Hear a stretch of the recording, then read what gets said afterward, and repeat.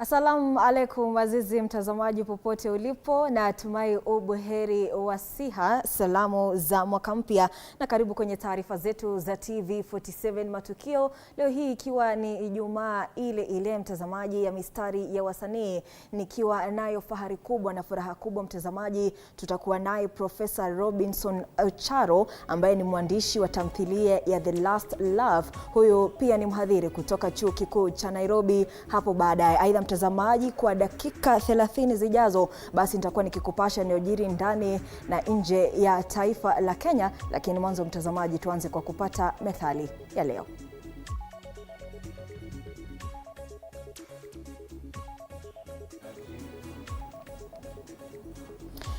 Mtazamaji, kabla ya methali ya leo tuangazie baadhi ya taarifa ambazo zinaendelea kutukia, zikiwa ni pamoja na mawaziri watatu wa zamani wa baraza la mawaziri walioteuliwa hivi karibuni na Rais William Ruto kwa nyadhifa za kidiplomasia wanatarajiwa kufika kwa ukaguzi siku ya leo ya Ijumaa. Wanaoteuliwa wakiwemo naibu inspekta jenerali wa zamani Nur Gabo watafika mbele ya kamati ya bunge ya ulinzi na masuala ya kigeni.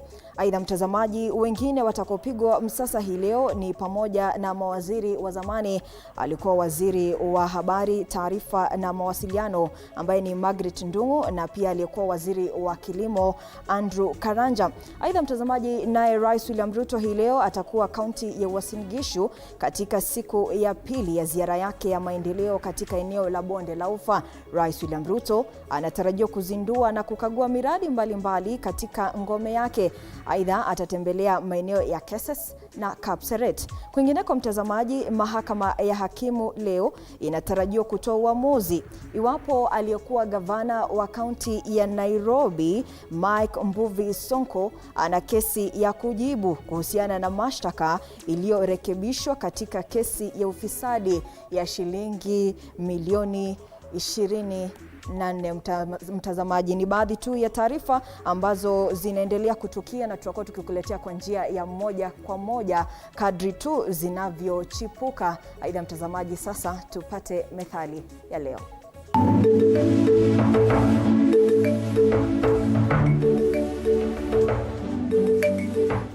Methali ya leo: popo kadhani anamnyea Mungu, kumbe anajinyea mwenyewe. Popo ni mnyama mdogo kipofu mwenye bawa na afananaye na panya na hupenda kuruka usiku. Nyaa ni enda haja kubwa. Maana ya nje ya methali hii ni kwamba kwa kawaida popo hulewalewa kichwa chake kikiwa chini, ila hali miguu yake huelekea juu. Anapokunya hudhani amemnyea Mungu, kumbe amejinyea mwenyewe.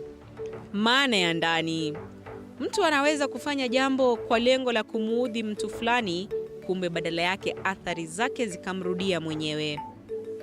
Methali hii hutumiwa kumdhihaki mtu anayefanya jambo kwa lengo la kuwadharau wengine, ila likamrudia yeye.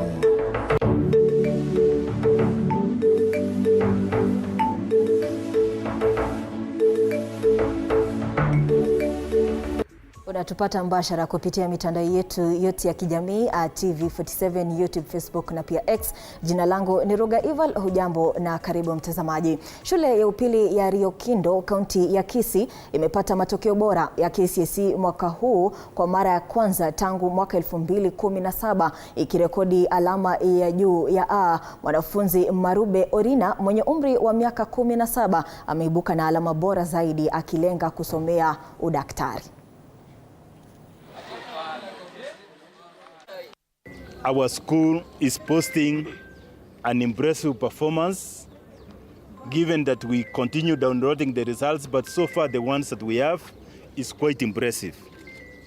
One remarkable thing that I want to notify the students and members of the public. Since 2017, this school has never gotten an A grade. And this year we were able to get an A plane of 81 points from Marube.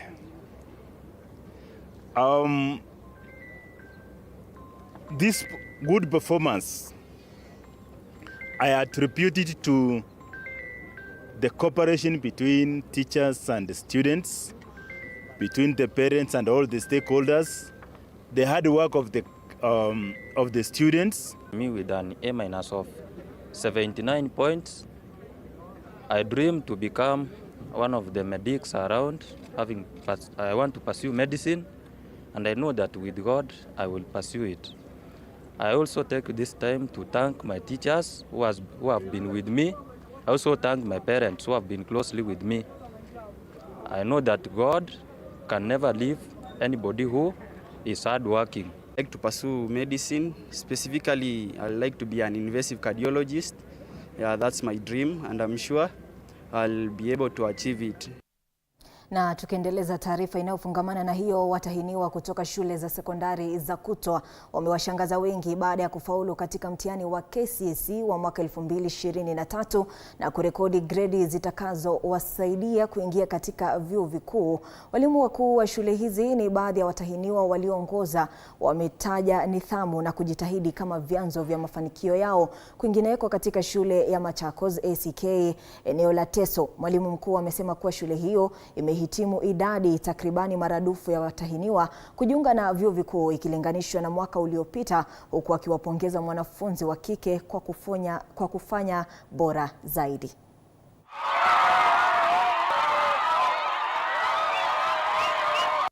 We are here to celebrate the results of 2024 KCSE class. We had a candidate of 112 students, and out of that 112 students, so far we have downloaded the results for 25 candidates. And we are proud to announce that all those 25 have qualified to go to the university. Mimi nimepata grade ya B-. Ndio nilipata kwa kuweza kusoma kwa bidii na ningependa kuwa mwalimu. Siku ya leo imekuwa siku ya furaha kama shule. Shule imeweza kuregister a very strong A-. I managed to score an A- of 78 points. I am quite happy, though I expected more than this, but I would like to thank God for these results. Nayo shule ya wasichana ya Vine Spring iliyopo Ruai imeadhimisha mafanikio makubwa ya matokeo ya KCSE ambapo wanafunzi wapatao 91 walifuzu kupata alama ya kujiunga na vyuo vikuu. Shule hiyo ilipata alama 3 za A pungufu, 9 za B chanya na 24 za B. Taarifa hiyo, mafanikio hayo yakihusishwa na nidhamu, bidii na juhudi za walimu na wanafunzi. Akizungumza kwenye hafla hiyo, mkurugenzi wa shule John Kimani Mwangi aliwashukuru wanafunzi kwa jitihada zao na kuwataka waendelee kufanya kazi kwa bidii.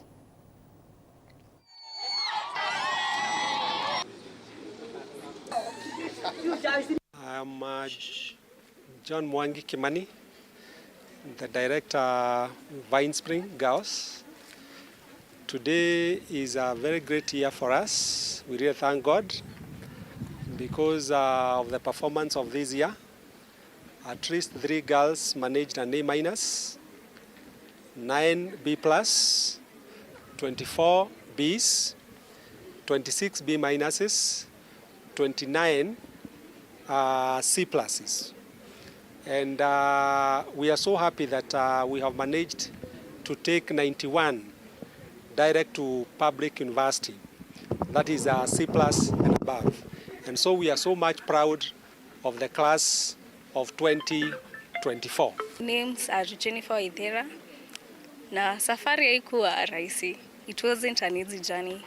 First and foremost, I would like to thank the Almighty God for this far, because ametembea na sisi. Ametulinda, akatuonyesha the way forward. And during the exam pia amekuwa pamoja na sisi, because Tulikuwa tuna expect kupita, but not this much we have passed. La kwanza is to work hard, and to not only working hard but also working smart. Make books your friends, and hakuna time, totally hakuna time in school. You only have 4 years for those who are remaining from 2s, 3 and 4s. You only have 4 years in high school, so don't waste time. Mbali na hayo mtazamaji, familia moja katika kijiji cha Magongo mwisho mwa Gosi wadi ya Airport eneo la Changamwe kaunti ya Mombasa inalilia haki baada ya mwanao mwenye umri wa miaka 3 kutoweka tarehe 25 mwezi uliopita, na kufikia sasa familia hii haijui yaliko. Na kama anavyoripoti mwanahabari wetu Quinto Wafula, wakazi wamefanya maandamano leo mchana wakishinikiza niwe radhi uchunguzi kuharakishwa na haki kupatikana. Ni wakazi wenye hamaki wakitembea kwa takribani kilomita 3, nia ikiwa kushinikiza uwazi na uchunguzi wa haraka kuhusu aliko mwanao Claudia Priska. Kitu naomba wanitafutie mtoto wangu nipatie, ndio achana na mambo mingi. Mimi nanitesa, nateseka, silali, sijai kula, hata sijai kunywa hata maji. Wazazi wa Priska walianza kupokea jumbe ambazo hawakujua ndio mwanzo mkoko ulikuwa unaalika maua kwa mwanae kupotea. Na asubuhi ya tarehe 25, Priska alikuwa hapa nje ya duka lao, mama yake akiwa ndani ya duka akishughulikia wateja, huku asijui ni wakati gani mwanae alitoweka. Na baada ya kutoweka kwa kinda huyo, nambari hiyo ilikiri kuwa na Priska na kuonya dhidi ya maafisa wa polisi kuhusishwa na kudai kulipwa kiwango fulani cha hela. Message ya kwanza ilikuwa inasema, there is a game we are going to play that will cost you 300,000 but it is negotiable. Akawauliza which game. Hiyo namba ikaonekana hapa Mwagosi. Baadaye kidogo wakati sasa waliangalia ikaonekana tena wapi? Nairobi Dono. Baada ya uchunguzi wa kina kufanyika, jirani yake anaishi mkabala naye katika nyumba hii alikamatwa na kukiri kujua aliko Priska, ila baadaye akakana. Kwa sasa amezuiliwa katika kituo cha polisi cha Changamwe. Wanawashamshika wako naye, wataki kumfinya atoe penye mtoto yuko. Kwa nini? Wakazi wakiongozwa na MCA wa eneo hili Ibrahim Omondi wameshikilia kuwa wanataka uwajibikaji wa kina kwa vyombo vya dola, wakilalamikia utepetevu wa kitengo hicho nyeti katika jamii. Leo na suspect wanajulikana, waliyeiba mtoto anajulikana, manamba za simu zimepeanwa, watu wanatumana wanataka 300,000 lakini OCPD wa Changamwe Ngaruya Kibiet amekiri kuwepo kwa kesi hiyo, huku akiahidi kuhakikisha kuwa uchunguzi unaharakishwa, wakati huo akiwapa matumaini ya kupatikana kwa mwanao akiwa salama. Tushirikiane na baba mwenye mtoto, sababu iko vitu zingine tunataka kutoka kwao. Hata baada ya wakazi hao kufika hapa na kudhihirisha hamaki zao kwa vyombo vya usalama, bado raia yao inasubiria kwamba vyombo hivyo viweze kuwajibika na kuhakikisha kwamba haki inatendeka na mwana wao aliyepotea takribani majuma mawili yaliyopita anapatikana salama wa salmin. Quinto Wafula, TV47, Changamwe, kaunti ya Mombasa. Mtazamaji, na bila shaka tunatumai kwamba huyo binti atakuwa akipatikana. Kwingineko mtazamaji, viongozi kutoka Malindi wameeleza wasiwasi wao kuhusu ongezeko la visa vya ukosefu wa usalama, huku serikali ikitangaza msako mkali dhidi ya magenge yanayowahangaisha wakazi wa mawadi za Ganda na Shela. Kundi la kihalifu linalofahamika kama Maoza limehusishwa na matukio ya kuvizia barabarani na kutishia madereva, ikiwemo tukio la mwaka mpya ambapo walijifanya maafisa usalama. Mkuu wa Malindi Wilfred Nyiro akisema timu ya maafisa wa idara mbalimbali imeundwa kushughulikia genge hilo, huku mbunge Amina Mnyazi akilaani matendo yao na kuahidi sheria kuchukua mkondo wake. Aidha, mtazamaji, ameahidi mpango wa mafunzo kwa vijana, akiwataka wanachama wa magenge kujiandikisha ili kubadili maisha yao. Naye diwani Betty Kache pia amekemea ukosefu huo wa usalama. Karibu, ongea naye kama mzazi, ongea na mtoto. Vile mtoto anakosea unamfukuza, hujamsaidia. Mtoto anakosea, hutakuwa karibu naye mrekebishe, hatumsaidii mtoto. Ukali mwingi hautasaidia hao watu wa siku hizi. Tukae nao, tuongee nao, tuwapende. Hata kama wanafanya makosa, yale makosa tuyabebe, kama wazazi na tuwarekebishe ili hii jamii yetu ya maeneo haya iwe salama. Watu wengi sasa wamepotoka, wamekuwa barabarani, wanatatiza watu, anajua wale ni watoto wa wazazi. Tafadhali wazazi, tuhakikishe kwamba wazazi wetu tunawalea vizuri. Lakini kwa sasa wakati unakuwa mgumu, na tunafanya mgumu kwa sababu wa wazazi. Inafikia wakati wazazi wanalaumu viongozi kuhusiana na mambo ya security. Ni siku chache tu zilizopita pale Kijuetanga, hata ilikuwa nikimweleza mheshimiwa mbunge, vijana wamepanga line pale wakijifanya ni traffic. Ukipita na gari unaambiwa weka gari kando, toa 500. Hauna pesa, unatobolewa tairi. Usiku ilivyofika, askari wakaenda pale, wakaenda kushika vijana. Walivyoshika wale vijana, mimi simu yangu ilibidi nizime. Mzazi anakupigia simu na kuambia, mheshimiwa, wewe ni kiongozi wa vijana, kwa hivyo kuna kijana mwenzako ameshikwa, una jukumu la kwenda kumtoa. Ili hali hao vijana wametoboa karibia gari 4 zimebaki kwa barabara. Wale wenye gari watasikiaje? Mwingine ametolewa windscreen yake ya gari, tena gari kubwa, na ni mtu ambaye hata haishi Malindi. Na bado tunahitaji. Mtazamaji, kutoka Malindi tuelekee hadi Migori ambapo ni afueni kwa wakazi wa kijiji cha Lara, eneo bunge la Suna Mashariki kutoka kaunti ya Migori baada ya shirika moja linalojulikana kama Al-Khair kuzindua mradi wa maji unaotumia nguvu za nishati. Hafla iliyofanyika katika shule ya msingi ya Lara na kushuhudiwa na wanakijiji na pia viongozi wa eneo hilo na kuongozwa na mkurugenzi wa shirika hilo Mohamed Tariq utawanufaisha wanafunzi na wanakijiji, hususan kina mama wanaotembea mwendo mrefu kutafuta maji.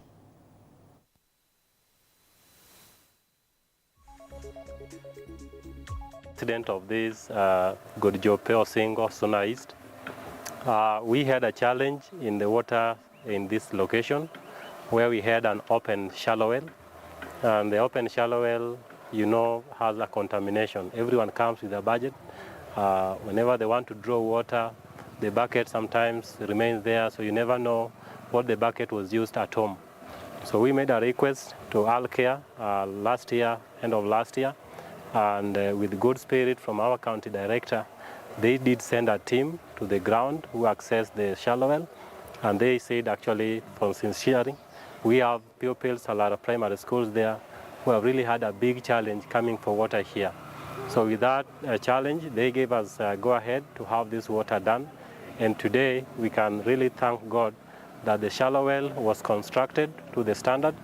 Then they also gave us a solar panels. You can see here a complete solar system that is pumping that water all the way from the shallow well to the school. We can also say that this has been a very unique project, because to get water being pumped from here to the school, which is almost 402 meters, is not easy. So we really thank you, County Director, with your team for really trusting this community. Nachukua hiyo fursa kushukuru ninyi wote ambayo wametukaribisha na wamekaribisha hiyo mradi. Bila usaidizi wenu sisi hatukuweza kufikisha hiyo mradi. Kitu kingine ambayo natakikana kueleza wadogo zetu na wadada zetu ni kwamba hiyo yote imefanyika kwa uwezo wa Mwenyezi Mungu. Tuelekee hadi kaunti ya Busia ambapo Benedict Flavian Onyango kutoka kaunti hii ya Busia ni miongoni mwa watahiniwa wapatao 1693 ambao wamepata alama ya A, huku mtahiniwa huyo ambaye alifanya mtihani wake katika shule upili ya Alliance akitaja baadhi ya masaibu ambayo walipitia, ikiwemo msambao wa virusi vya corona. Licha ya kuvuna matokeo hayo, mtahiniwa huyo wa mwaka jana anasema kuwa watahiniwa wa darasa lao walikumbana na wakati mgumu kutokana na ujio wa msambao wa virusi vya uviko 19 ambao uliwapa kibarua cha kutia bidii zaidi. Hata hivyo, anasema kuwa amenuia kusomea somo la sayansi na kompyuta ambayo ni mojawapo ya somo ambazo wamepata alama ya A, huku akiwapongeza wazazi, walimu na wenzake kwa kumtia moyo kila mara. Nasomea katika shule upili ya Alliance na nilipata alama ya A. Points 81. Hisabati nilipata alama ya A. Kizungu nilipata alama ya B. Kiingereza. Kiswahili nilipata alama ya A. Kemia nilipata alama ya A. Fizikia nilipata alama ya A chanya. Somo la jiografia nilipata alama ya A. Computer studies A. Na biology B+. Nikienda university naweza taka kufanya course ya computer science na baadaye niweze kuwa software engineer. Na ushauri ambao napea wenzangu ni kwamba endelee kujihimiza, they continue working smart. Katika hii boma, najua babu yake, ingaje najua hawakuona babu yake, tulikuwa tunamuita professor na walimuita baada, they named him after huyo. Huyo professor alikuwa anapenda masomo sana, lakini hatukumbuki alipata nini wakati huo, lakini sidhani kama alishinda huyu mjukuu wake. Nayo shule ya upili ya Kabianga, kaunti ya Kericho ilijawa na furaha baada ya matokeo bora ya KCSE kutangazwa na waziri wa elimu Ogamba Migosi. Mkuu wa shule hii Ezekiel Kurgat akisema kufikia muda wa taarifa hizi walikuwa wamepokea alama 21 za A na A pungufu kadhaa, huku akitarajia idadi hiyo iongezeke mara 2 baada ya matokeo kamili kufika. Hata hivyo, Kurgat ameeleza kuwa mchakato wa pole na changamoto za mtandao zilichelewesha kupokea matokeo yote kwa wakati ufaao, na kwa sasa Collins Kibet anaongoza akiwa na alama 84. Watahiniwa wapatao 609 walifanya mtihani wa mwaka jana, na shule hiyo ilikuwa imepata alama 20 za A mwaka uliopita. Mkuu huyo wa shule aidha alisifu nidhamu, juhudi na maadili ya juu ya watahiniwa, akisema kwamba hayo ndio tu yamechangia mafanikio yao makubwa.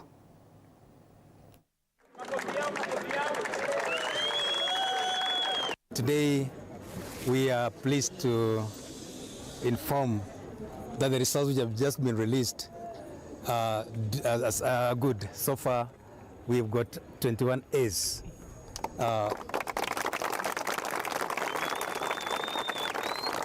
The results that are trickling in, we have some network challenges. The process has been very slow, but we trust by the end of the day, we'll be in a better position to inform. But so far, we have recorded 21 A's and several A-minuses. We trust that at the end of it, we'll have a better result than last year. Last year we had 20 A's, but this time round, we anticipate to get maybe double that number. And that is our prayer, and we believe so. I want to say that these results can be attributed to the nature of the class. This was a class which was so disciplined. The boys were had self-drive. They were really working hard. They were very committed, and they resolved as a class to work very hard in tandem with our motto, discipline and hard work for success. Indeed, they proved to us that discipline and hard work can bear fruits. Secondly, I want to say that as a school, we uphold a lot of moral values. We are geared towards producing a holistic student, a boy who can be depended upon in life thereafter. So a boy who can be self-reliant, independent, and a contributor of great things in our modern world.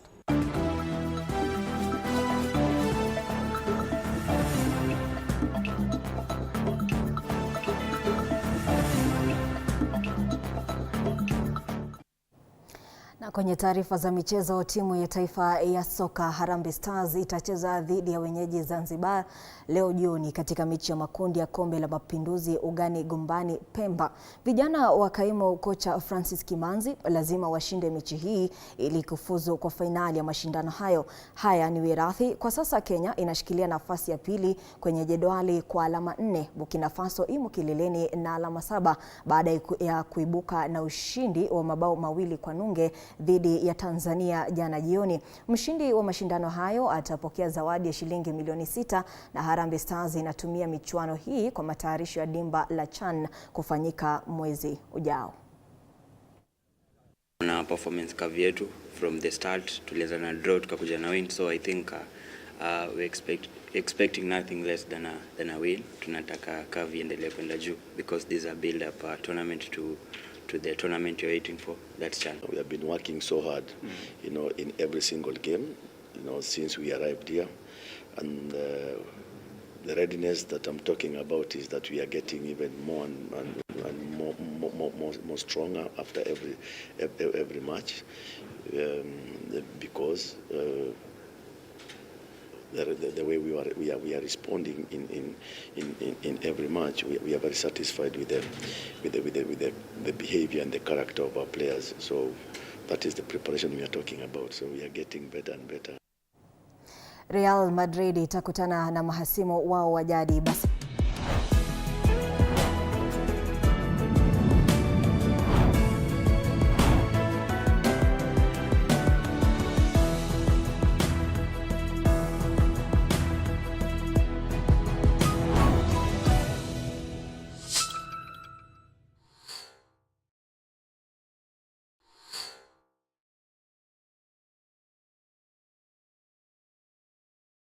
Are you ready to elevate your business game? As long as you're earning something, there's always that opportunity to save. And you start with where you are. Kama wewe ni mfanyabiashara, huwezi kaa bure, unajipanga taratibu vile inavyofaa. Join us each week as we dive into the stories of the world's most driven entrepreneurs. When you pay attention to detail, you get luxury items. The Grind, where business meets brilliance. Tune in every Monday at 7:30 p.m. because your business deserves the best.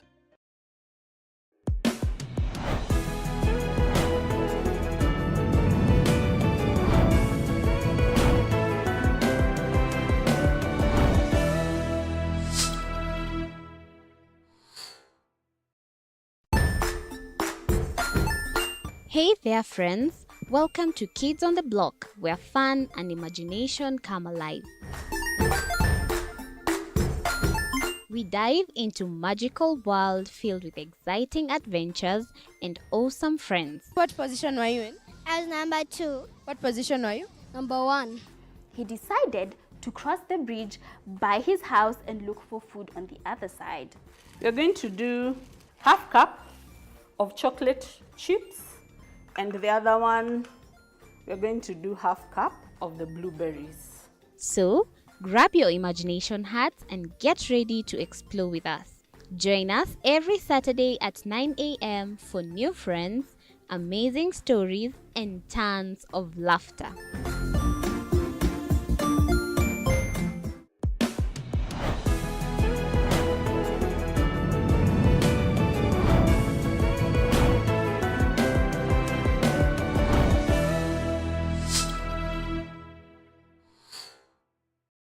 Join us as we explore the journeys of those who defy the odds and break barriers.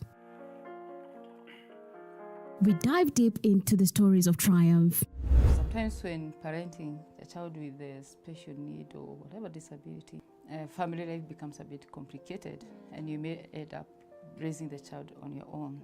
Here, we inspire. I have a farm which one we showcase with other dyslexic youths and autism, how to farm. Motivate. It's never easy, but what we do, the best thing is to work with another parent who has an elder child than yours. And break through the barriers one story at a time. Push your boundaries beyond the limit. Saturdays at 8 p.m.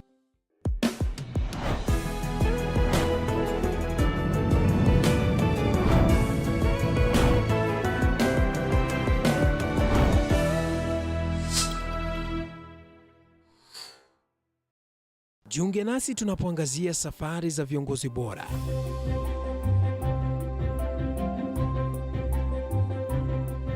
Kutoka kwa ushindi mkubwa hadi masomo magumu. Wakati wetu kwamba wasichana si wa kusoma, ni wa kuolewa, ng'ombe ipatikane, wazazi wakuwe watajiri. Tunashughulikia yote.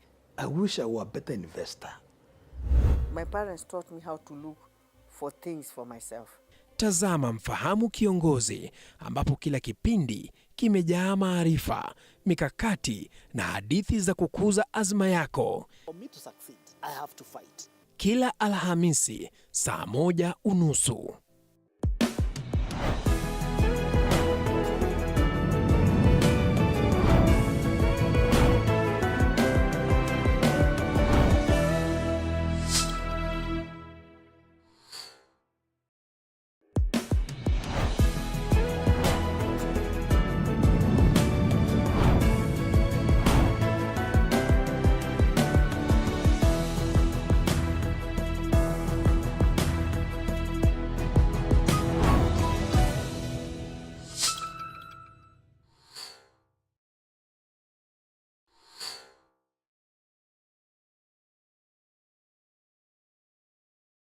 Are you ready to elevate your business game? As long as you're earning something, there's always that opportunity to save. And you start with where you are. Kama wewe ni mfanyabiashara, huwezi kaa bure, unajipanga taratibu vile inavyofaa. Join us each week as we dive into the stories of the world's most driven entrepreneurs.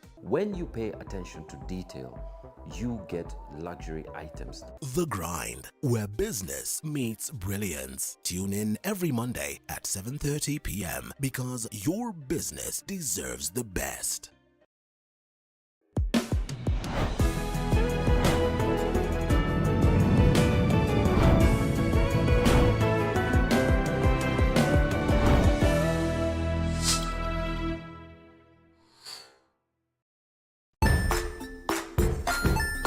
Hey there friends, welcome to Kids on the Block, where fun and imagination come alive.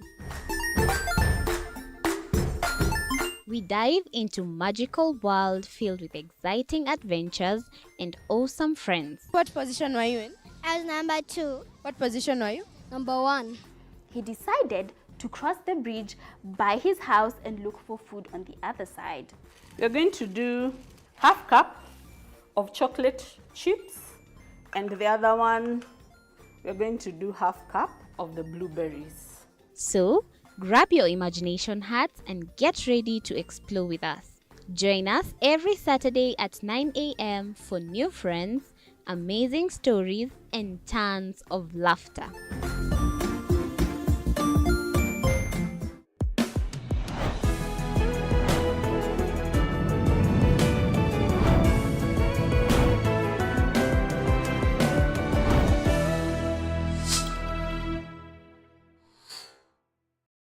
Join us as we explore the journeys of those who defy the odds and break barriers.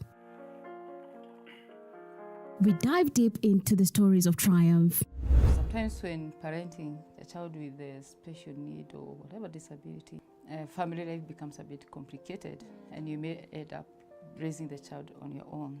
Here, we inspire. I have a farm which one we showcase with other dyslexic youths and autism how to farm. Motivate. It's never easy, but what we do, the best thing is to work with another parent who has an elder child than yours. And break through the barriers one story at a time.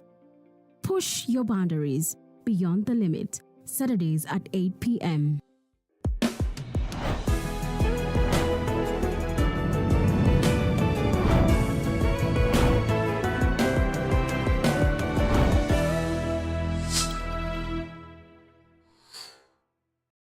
Jiunge nasi tunapoangazia safari za viongozi bora.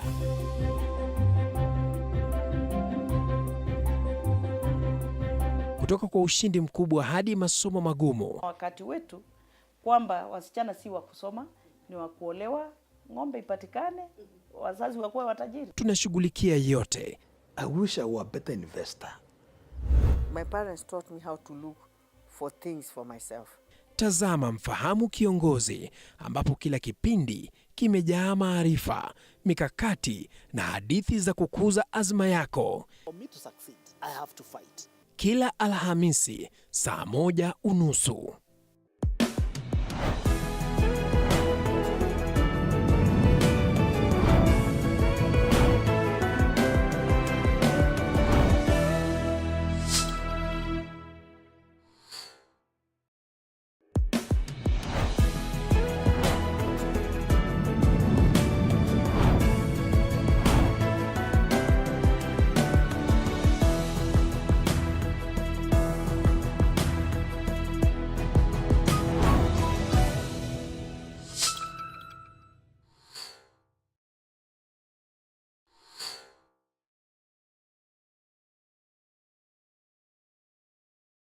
Are you ready to elevate your business game? As long as you're earning something, there's always that opportunity to save. And you start with where you are. Kama wewe ni mfanyabiashara, huwezi kaa bure, unajipanga taratibu vile inavyofaa. Join us each week as we dive into the stories of the world's most driven entrepreneurs. When you pay attention to detail, you get luxury items.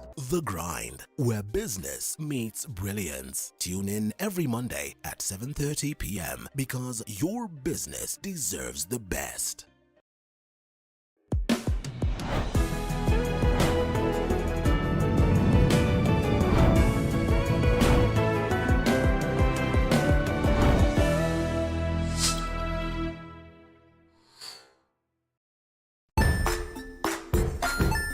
Hey there, friends. Welcome to Kids on the Block, where fun and imagination come alive. We dive into magical world filled with exciting adventures and awesome friends. What position were you in? I was number 2. What position were you? Number 1. He decided to cross the bridge by his house and look for food on the other side.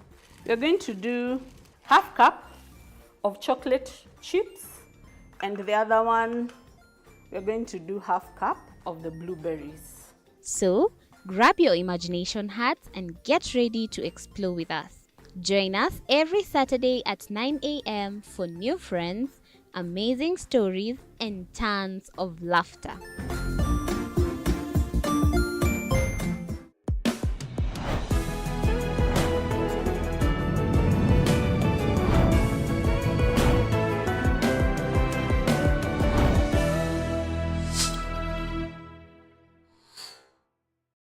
Join us as we explore the journeys of those who defy the odds and break barriers.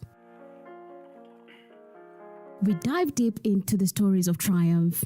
Sometimes when parenting a child with a special need or whatever disability, family life becomes a bit complicated and you may end up raising the child on your own. Here, we inspire. I have a farm which one we showcase with other dyslexic youths and autism how to farm. Motivate. It's never easy, but what we do, the best thing is to work with another parent who has an elder child than yours. And break through the barriers one story at a time. Push your boundaries beyond the limit. Saturdays at 8 p.m.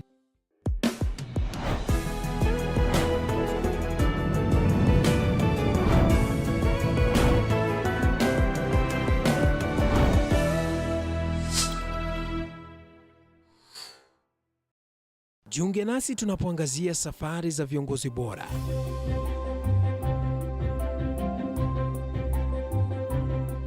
Kutoka kwa ushindi mkubwa hadi masomo magumu. Wakati wetu kwamba wasichana si wa kusoma, ni wa kuolewa, ng'ombe ipatikane, wazazi wakuwe watajiri. Tunashughulikia yote. I wish I were a better investor. My parents taught me how to look for things for myself. Tazama Mfahamu Kiongozi, ambapo kila kipindi kimejaa maarifa, mikakati na hadithi za kukuza azma yako. For me to succeed, I have to fight. Kila Alhamisi saa 1:30.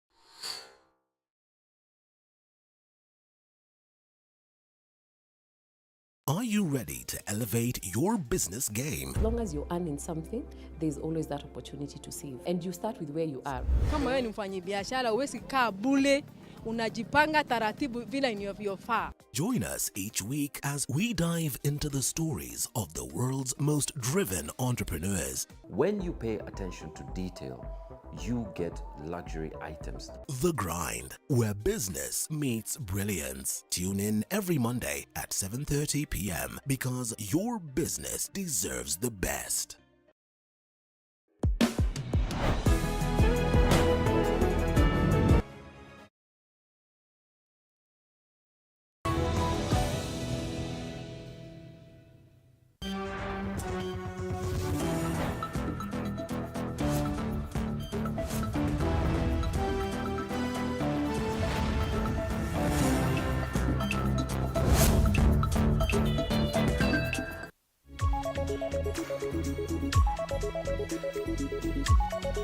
Na bila shaka mtazamaji, karibu kwa awamu nyingine, hii ikiwa ni awamu ya pili, na leo ikiwa ni siku ya Ijumaa, ni siku ya mistari ya wasanii. Huwa tunaangazia vitabu hususan vya fasihi andishi, na leo hii tunaangazia jicho la mwandishi Profesa Robinson Ocharo. Aidha mtazamaji, nitakuwa naye mwelekezi Gibendi Moslin kama mmoja wa wale panelists ambao watakuwa kitusaidia kuchambua tamthilia hii ya The Last Laugh na Profesa Robinson Ocharo. Aidha mtazamaji, niko nao wanafunzi kutoka shule ya msingi ya Sunrise Africa, pia watakuwa ni wageni wetu siku ya leo tukidadavua kitabu hiki. Profesa aliniambia kwamba Kiswahili si lugha yake ya kwanza. Karibu sana Profesa Robinson Ocharo katika studio za TV47. Pia huyu ni Gibendi Moslin, ndiye mwelekezi wa wale waigizaji ambao watakuwa wakiigiza tamthilia hii ya The Last Laugh kwa njia ya moja kwa moja. Hawa nao ni wanafunzi kutoka Sunrise Africa. Karibuni sana kwenye studio za TV47. Labda kabla hatujaenda kwenye maigizo, tupate mtiririko tu kidogo wa tamthilia yako ya The Last Laugh. Kiswahili kikiwa kigumu, nitafanya utafsiri. Who are the characters on this book that we are going to expect on stage today? The characters, I call the main characters is the Orwa na kijana wake ambaye nimemuita Oka. Of course supporting tuna Kola ambao dadake Oka. Na tuna mamake Oka ambaye kawaida ni mama mwenye egemei pande yote. Na mzee Orwa ambayo nimemweka hapo kuonyesha ile discrimination ya class. Yeah. Yeah. Gibendi Moslin, mmejitayarisha vipi siku ya leo?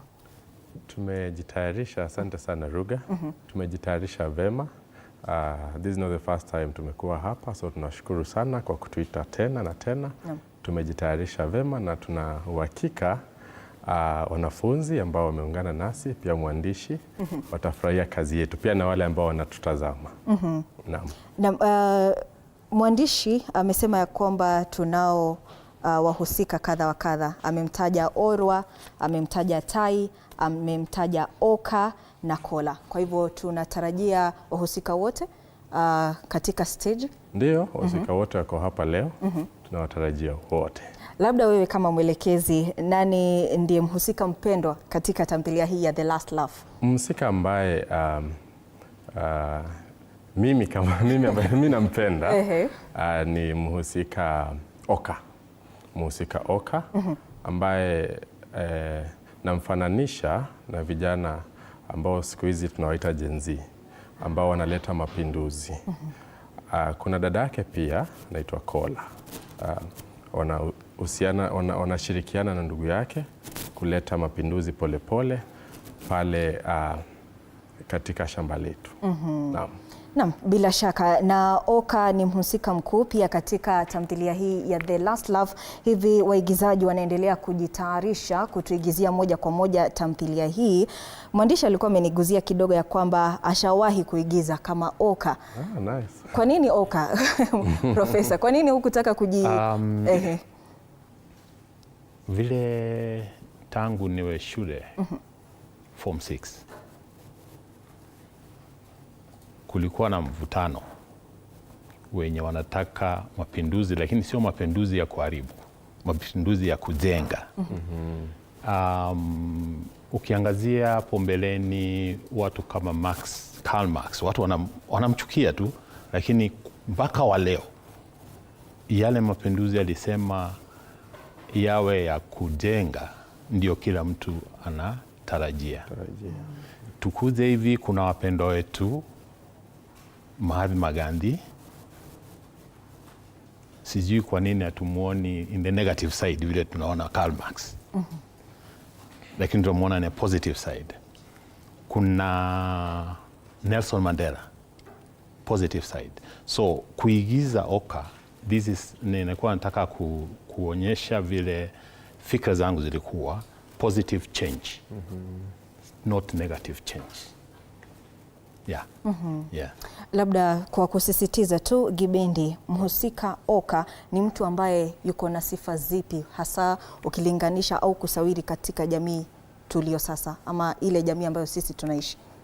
Oka ni kijana mchanga, lakini na uchanga wake bado ni kijana ambaye anapenda sana watu ambayo wako kando yake. Ni kijana ambaye anasema hafurahii wafanyikazi wa pale shambani wakiteseka kwa sababu yeye anawaona kama ndugu na dada. Naam. Sasa Oka ni naweza sema ni kijana ambaye ana ustaarabu na ana upendo kutoka kwa roho yake, na anajaribu kuisukuma. Tunaona anamuuzia dada yake ananunua. Pia anajaribu kumleta ndugu yake Ami, ndiposa Ami aweze kuungana nao katika hayo mapinduzi, ingawa Ami bado inakuwa changamoto kidogo. Sasa Oka ni kijana ambaye wanafunzi hawa ambao wameketi hapa na wale ambao wako nyumbani wanafaa wajaribu kumuiga. Naam. Naam, asante sana Gibendi Moslin. Sasa natumai waigizaji wetu wapo tayari tupate kumjua mhusika huyu Oka, pia tupate kumjua mhusika huyu Orwa. Pia kuna Tai ambaye ni mwanamke mhusika katika tamthilia hii ya The Last Laugh. Aidha kuna msichana pia kwa jina Kola. Basi tunawaalika moja kwa moja Art Space Production wakituletea maigizo ya moja kwa moja ya tamthilia ya The Last Laugh na mwandishi Professor Robinson Ocharo.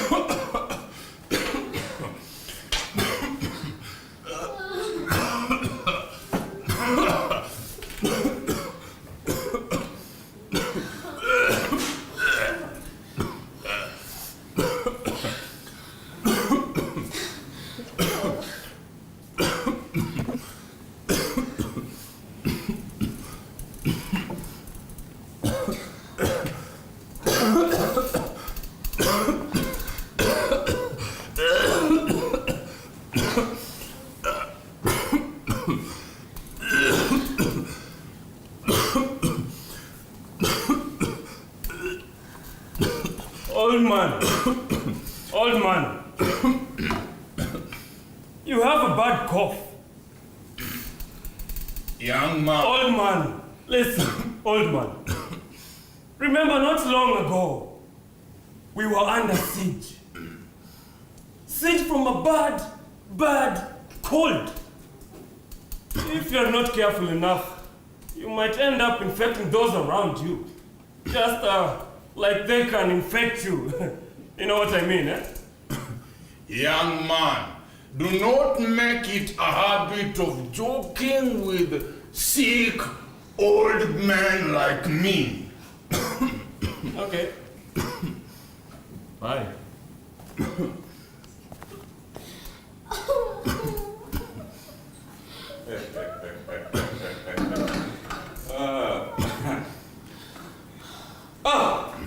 You're here this early hour. It is funny how you cannot let me even rest for a single day. And where did my chair go? Hey, I'm asking you, sick. Where did my chair go? Doctor! My child! This is my only child, doctor. Please, doctor, save him. His stomach has been swelling since yesterday.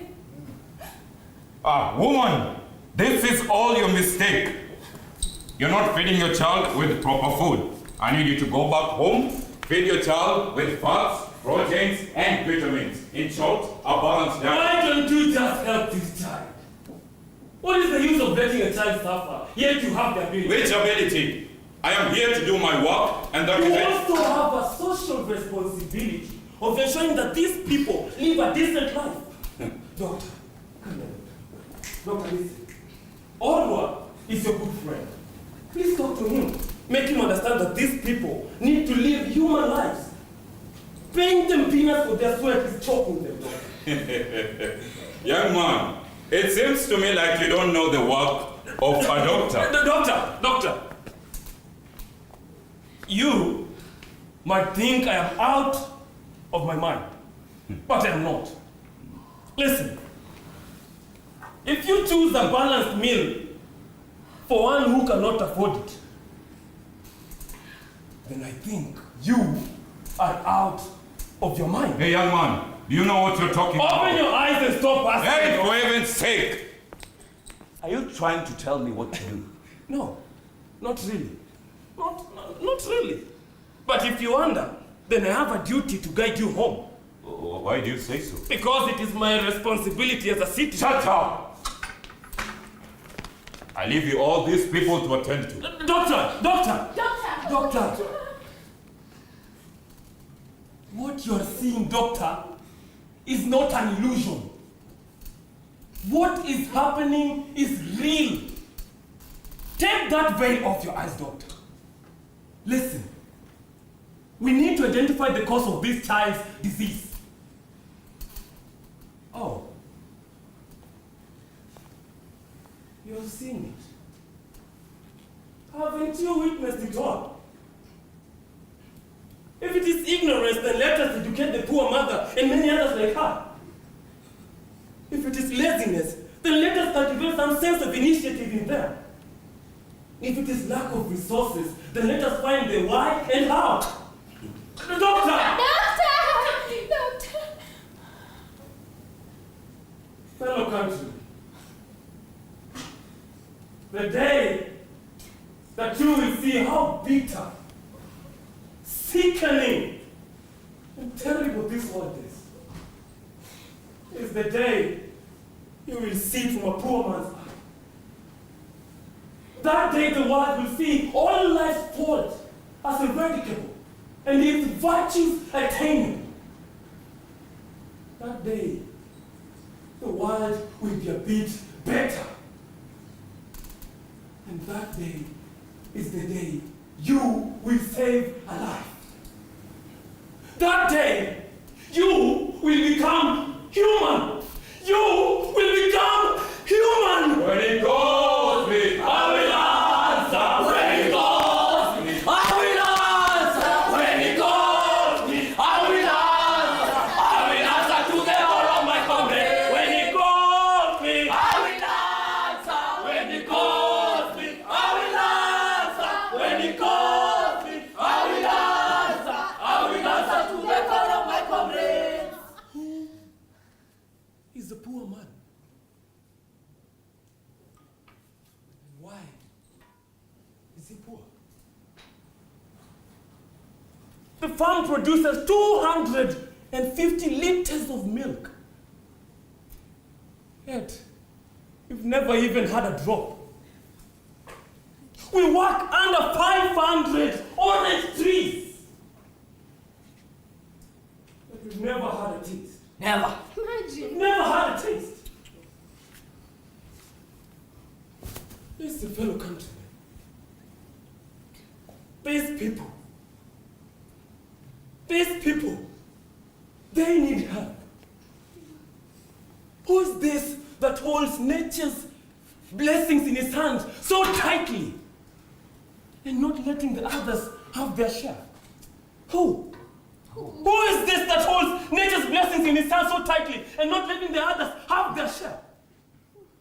These people, they need help. They need help. Yes. From you, and... Oh. Oh my God! Our help is here. Are these the workers who toil so hard on our farm? Listen, go and call your brother. Right away. Hurry up. When he calls me, I will answer. When he calls me, I will answer. When he calls me, I will answer. I will answer to the call of my comrades. I will answer to the call of my comrades. Oh my. Look at the conditions of all these workers. Hey you! What could be troubling all of you? What is the problem? We are suffering, Oka. We are suffering. You know, your father says that so long as we eat and sleep, we do not need money. Who doesn't need money these days? Who doesn't need money these days? Look at that old man over there. Okay. That old man has been sick for the past 2 weeks. Yet your father expects him to be on the farm very early in the morning without even breakfast, not even a drop of water. Is that even possible? Is that possible? Of course it is impossible, but does my father know of all this? He knows! Does my father know? He knows! He knows! But he doesn't want to accept that he knows. Whether we live or die, it doesn't really matter to him. Brother. What is it? Look at that young woman. She looks like an old woman, but yet she's a young mother. But what can we do, sister? What can we do? What can we really do? Hey, young mother! Young mother! What is your problem? My problem? Yes, your problem. Oka, does your father know what it means for someone to sleep on... for someone to sleep on an old blinking roof with only this to put on oneself? And you, does your mother know what it feels for a child to sleep with an empty stomach? And is suddenly like a great lion. Does she? Does she? Of course. She doesn't. Sister, what can we do? For example, look at that old man. He seems like he's going to die anytime soon. Hey, old man, what could be troubling you? What is it? Mine? Yes. Is that may the curse of Africa hold to your family so that all of you may die. All of you may die. Oh, let me ask you something, young man. Yes, what can is it? your father drive himself the cars, operate all the machines without us workers? Or was he created by a different God? Was he? Please do not curse my family. Do not curse my father. Do not curse him, please. I will do something about it. Sister, we have to do something about it. I think we have to do something about it. We will release them. We better release them now. Do what? Do what? Release. Do what, Oka? I want to release. Release us! Us! Release. Oka. Yes. Your father will disown you. Or maybe do something worse. Who knows? Yes. Who knows? Well, I do not care. I know for a fact that my father does not visit these farms for 3 days. So I will write a letter to him. I will notify him that I have released all the workers.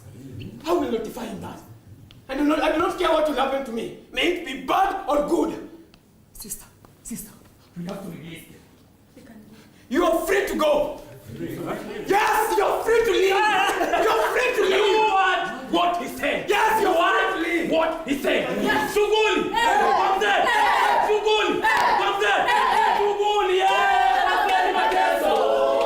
Shughuli. Kwanzeni mateso. Shughuli.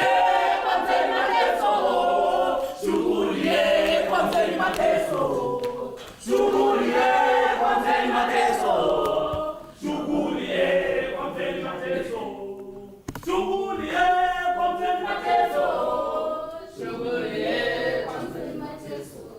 Shughuli kwa mzee ni mateso Lakini wana sauti nzuri za kuigiza. Asanteni sana.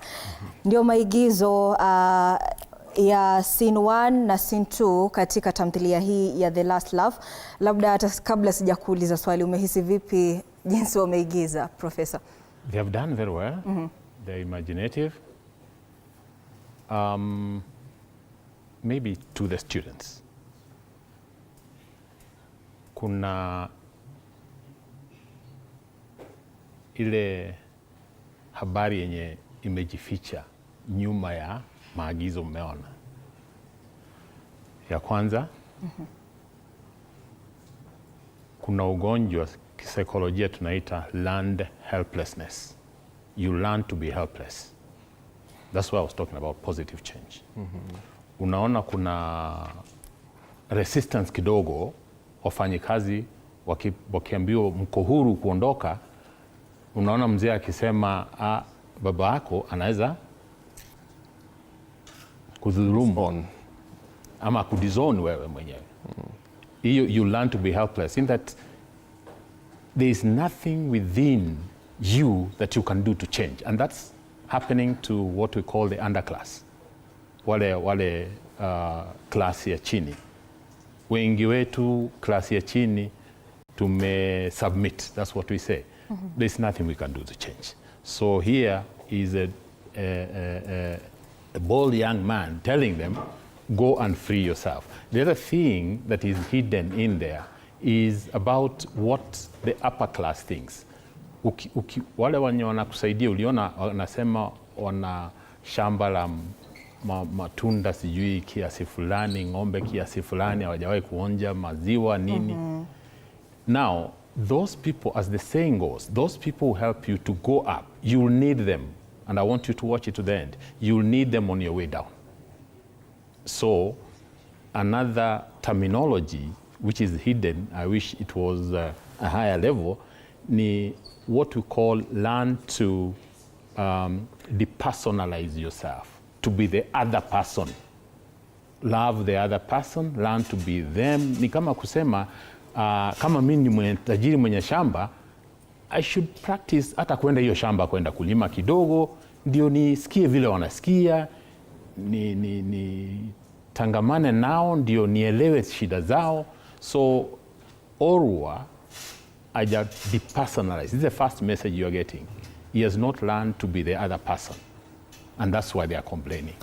Yeah. Nzuri sana. Gibendi, Professor amenena vizuri. Learned helplessness, depersonalize. Sasa ukiangazia jamii tuliyoko sasa na pia nyinyi kama waigizaji, unadhani ya kwamba sisi kama wananchi tuna huo uwezo wa labda ku-embrace this change that we all need to have? Ndio, yeah. We definitely have. Tunayo, na ndo maana hapo nyuma ulikuwa unasikia vijana wakisema tutaongelesha wazazi wetu. Tutaongelesha wazazi wetu kwa sababu sisi tunaelewa. Lakini tutaenda tuongelesha wazazi wetu pia waelewe. Nikidhani ni jukumu ambalo tunalo sisi wote kama jamii, and definitely is where we need to head. Kwa sababu tuwezi keti tu tuseme hatuna uwezo wa kujisaidia kwa changamoto tofauti ambazo tunazo. So uwezo tunao. Kuna huyu mhusika Oka ambaye pia umewahi kusema ushawahi kuigiza kama naye. Wewe kama mwandishi Professor Ocharo, kwa nini ukampatia ule ujasiri? Kwa mara nyingi unapata ni wachache sana katika jamii ambao wana ule ujasiri, wanajitokeza na wanakusema kwamba haya mateso yanatosha. Back again to the terminology.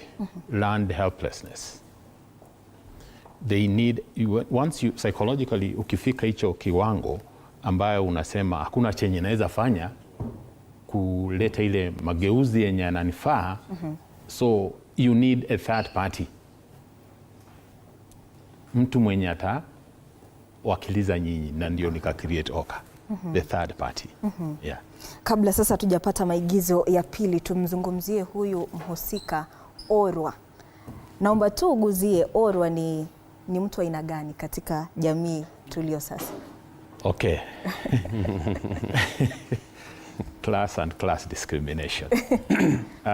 Chenye nilifanya baada ya kuandika play yenye inaangazia tuseme country or Africa or the world, ni related to the basic socializing unit, the family. So Orwa anaweza kuwa ni kiongozi wa juu kabisa. Orwa anaweza kuwa ni world leader, country leader, but I brought it down to the family because that's the basic unit in society. Yeah. And Orwa leading a family, these workers are like citizens. That's a family. Orwa being the owner of that family, and therefore the farm, the leader, is ndio mnamwangazia nione huyu kiongozi wetu huyu anaelewa kweli mambo yanatendeka kwa farm yake ama ni mavuno tu anaangalia. Yeah. Anataka tu kupata mavuno na waendelee. Si usikia msika mmoja akisema Orwa anafikiri kwamba wakiwa wamekula na wamelala kwa zile nyumba zenye zinafuja, that's all they need. They don't need money. But that's not good thinking from a welfare point of view. Yeah. All right. Gibendi, as we cross over to this other side, tukisoma tamthilia hii ya The Last Laugh, kwa Kiswahili tunaita ukoloni mamboleo. Kwa umbali profesa ameleta, unadhani ya kwamba maisha sasa tulio, kwa sababu lengo kuu la kipindi hiki ni kusawiri kinachotendeka katika ulimwengu wa uandishi na pia ulimwengu tuishio sasa. Unadhani ya kwamba bado tuko na neo-colonialism? Yes, bado. Ukoloni mamboleo uko sana. Lakini nikidhani vijana wa sasa wamesoma. Shukrani kwa these books, literature books, yeah? Wamesoma, wameelewa, wanajua ipo na wanajua ni nini. Kwa sababu mnaweza kuwa mnatibu ugonjwa na ujui ugonjwa wenyewe ni ipi. Sasa vijana wa sasa wanajua there's a problem, there's neo-colonialism, and tunajaribu ama vijana wa sasa wanajaribu vile wanaweza kufanya nini, kukubaliana, tumia Kiingereza. Thank you. The youth are trying as much as they can to fight neo-colonialism because they know it's there. Wanajua it's there na wanajaribu vile wanaweza kutumia mitandao vile wanaweza. So the problem is there. We cannot say the problem is not there, and the youth know the problem is there and they are fighting the problem. Yes. Naam. Sasa tupate maigizo ya pili zikiwa zimekatika dakika 10 baada ya saa 6 za dhuhuri. Mtazamaji, unaweza endelea kusema nasi kupitia mitandao yetu yote ya kijamii. Maigizo ni ya tamthilia ya The Last Laugh na Professor Robinson Ocharo. Aidha mtazamaji, niko naye mwelekezi kutoka Art Space Production Gibendi Moslin. Basi mtazamaji, endelea kusema nasi kupitia mitandao yetu yote ya kijamii. Tamthilia yenyewe kama nilivyokuwa nimesema, haya ni maigizo ya tamthilia ya The Last Laugh na pia ni kitabu cha ada cha wanafunzi wa grade ya 9, na ndio itakuwa mara ya kwanza sisi kuwa na wanafunzi wa grade ya 9 mwaka huu chini ya umilisi mpya wa elimu wa CBC. Tuendelee kupata maigizo na pia tutaendelea kuchambua tamthilia hii. No. No. No. No, no, no, no, no. How can my son do this to me? Chase away all my workers, and yet he's not even my eldest son. He's just a child that I bought the other day. This is disgrading my home and my entire farm at large. This has never happened. It has never happened. Not in my family, not in my clan, and not in my tribe. Never. No one points a finger at me because I am Orwa, the boss of bosses and the master of all workers in the farm. Not even the king dared. I remember long ago when I used to speak to the villagers. Neither of them will move nor scratch themselves. Sometimes others will not even wipe the sweat from their faces. Why? Because I am Orwa, the master of masters, boss of bosses. I rule my people with an iron hand, and I hold my family together with the strongest grip. But this act of my son will lower my credibility. Therefore, I must teach him a lesson. He must eat from the bitter pots. Tire! Yes, my husband. Tire! Yes, my husband. Go and call him quickly. Who, my husband? Don't you know the troublemaker? Nonsense. Yes, father. My lady, is this our child? Go and call Oka quickly. Nonsense. Who is there?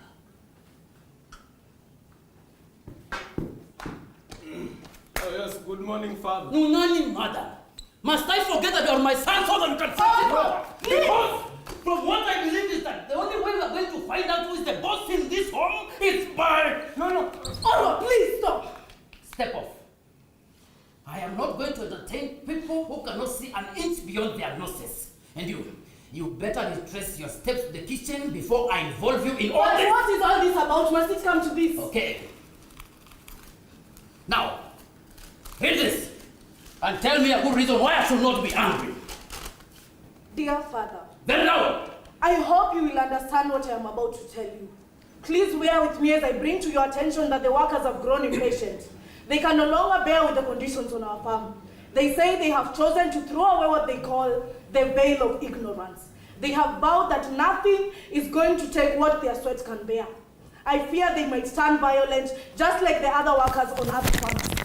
They feel they want to be free from the conditions that they have been entertaining from the workers. Your loving son, Oka. Oh, you still don't understand.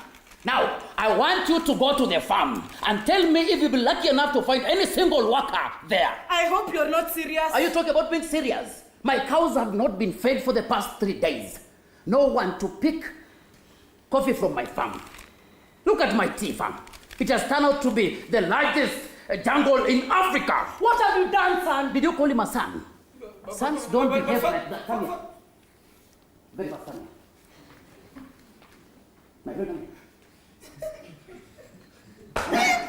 Now, sons don't behave the way you have behaved. My friend, you have turned to be a new disease in town that goes by the name Orwa's son. No, my son. What has entered your stupid soul? Sit down so that we will start discussing about everything. For heaven's sake, don't take me back to those days when the sons used to order their fathers. Now tell me why you did so before. Father, please, do not forget that shouting at each other will bring us to the same point. Solving nothing, please. Sit down so that we can talk. Oh, I sit.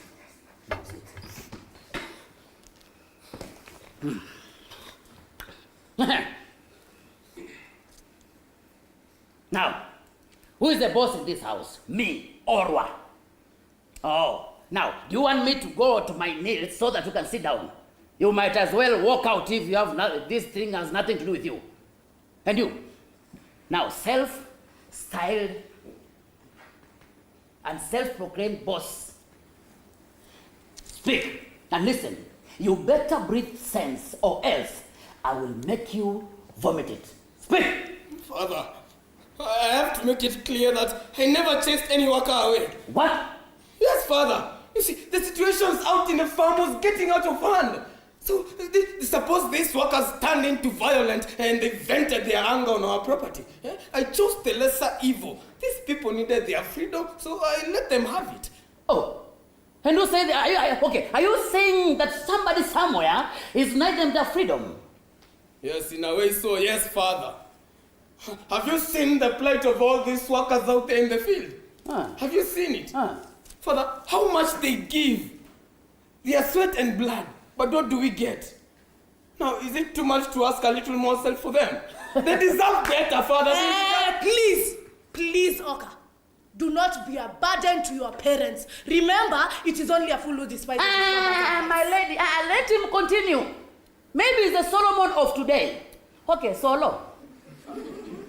Tell us your wisdom. And remember, speak sense.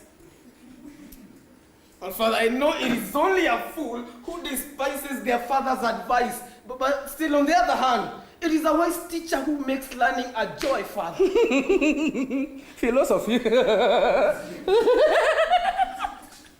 I'm a philosopher too in my own home and the entire farm. Now listen, there's no such a thing and shall never be such a thing. Anyway, now listen. A good teacher now. Sprouting out foolishness. I told you, my wife, wisdom never died with Solomon. And now, my friend, now go straight to the point and tell me why before I lose my temper and get my... Father, please, keep calm. Keep calm. Keep calm, Father. What? I just want to say that I never chased any worker away. They left, Father. Huh. Yes. You are too young to understand. You are too young to understand. I do provide for them the most important basic need. First, food. I give them a bag of maize and a bag of beans every end of month for 12 months a year. Secondly, my wife, I have built for them huts that they lay their heads when they are tired. Thirdly, students, learners, I have employed for them a doctor. Imagine, a doctor who treats them when they are unwell. And we usually give them our used expensive clothes, you know. Now tell me, learners, have I not provided for them the most important human basic needs? Have I not? Have I not? Answer that, have I not? Thank you. And that is food, shelter, health and clothing. No, so, Father. What is it? Which doctor are you talking about? Your nephew. Okay, I mean my cousin. The one who usually lazes around, wakes up every morning, goes to that rusty old container. He looks at the patients and tells them to eat a balanced diet. That doctor you are talking about, that one. But they get food, okay? Father, do not forget that their social security and leisure is a very important fact for them, not those old rags that you provide for them. Father, we are here balancing our diets to the brim. Well, you are just saying that a worker only needs a bag of maize and a bag of meat all year round, Father, all year round. Okay, talkers, go straight to the point and tell me what you are up to. Very fast. What are you up to? Father, these workers deserve their freedom. These workers deserve our help. They deserve education, Father. Now look, okay. Now, most of these workers, look at them that sit in here. Most of them, look at them at the farm. They are lazy. They are too lazy. Some of them cannot even attain the set targets. Now, I can only compare them as lazy as Todd. No, Father, it is said. It is said that it is better you remove the log from your own eye so that you can see the speck from another one's eye. Okay, you see, my sister knows it. Kola knows what I'm talking about. Yes. Oh, Kola? Yes, she knows. Remove your specs so that you can see from another one. Kola? She knows. Kola? Yes. Kola? Kola! Kola! And you, get off my sight, nonsense. But Father, useless.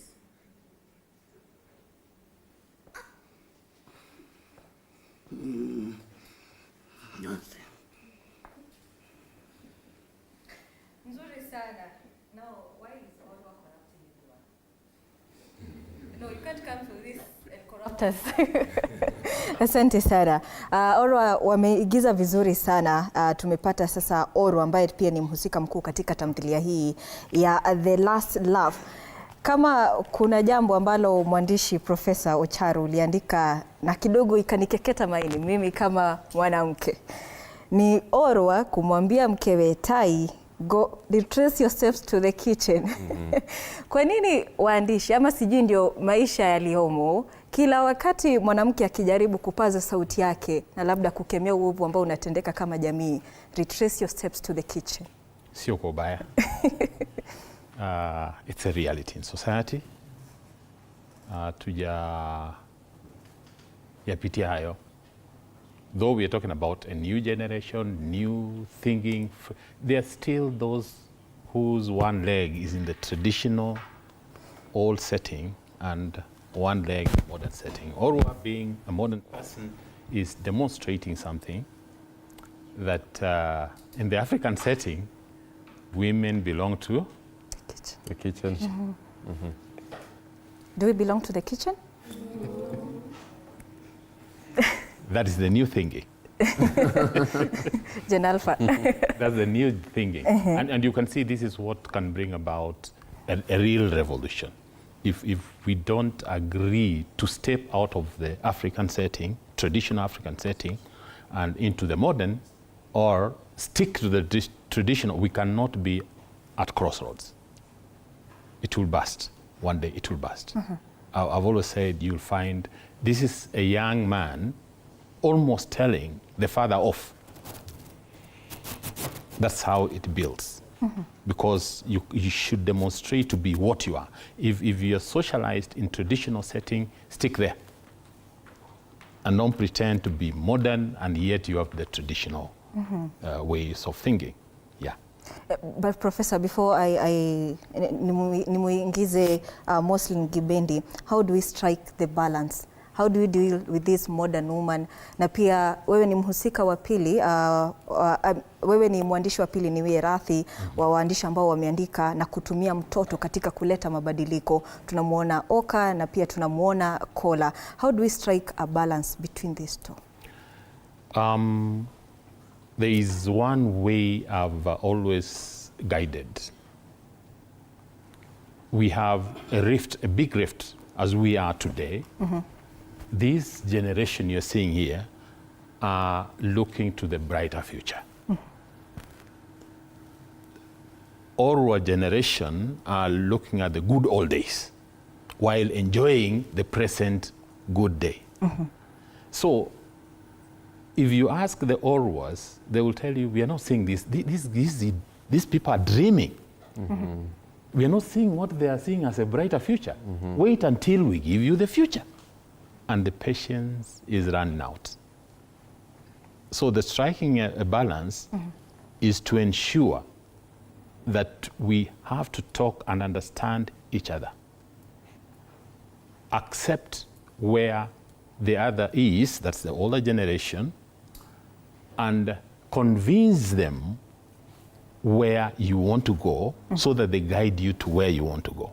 Let the older generation also have a listening ear so that they can guide the young ones to the future they want. Because socialization these days, you cannot expect it to start and end at the family or community level.